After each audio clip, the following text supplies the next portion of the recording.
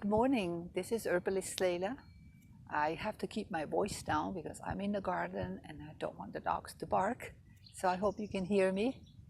I'm standing here between my two beautiful white sage bushes. And I just love the way it looks. The leaves are so velvety and the scent is absolutely divine. I'm going to smell like a white sage today all day. Anyway, it is blooming here, and I don't know if you could see that.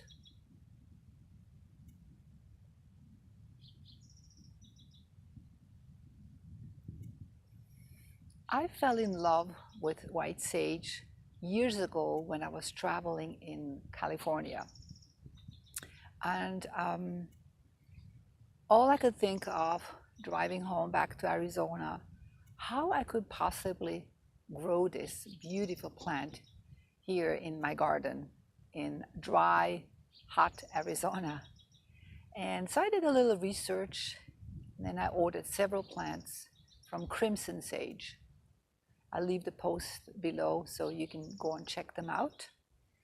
And so I did a little research also on how this plant likes to grow. In California, what I saw is it likes to grow on a slope, and it doesn't like wet feet. So you want to make sure when it gets water that it just runs down. It also is surrounded usually by a lot of rocks. So I brought in some river rocks. And then also this heat here, and I'm at 4,500 feet, is just so intense. So I planted it on the east side.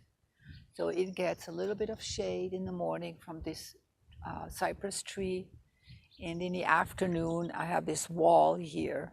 And so it won't get this hot sun.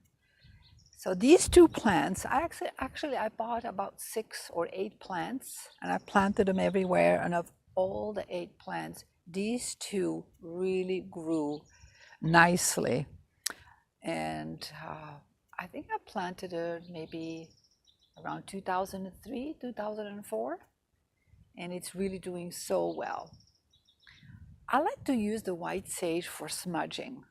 So I just take a little leaf. Actually, I take several leaves and just dry it first because it's really hard to light up a leaf for smudging. So I just get a few leaves, let them dry, and whenever I need to, I use it as an incense, or we call it also smudging. Native American people use it and they bundle it up, and they use the bundle and they use it for smudging.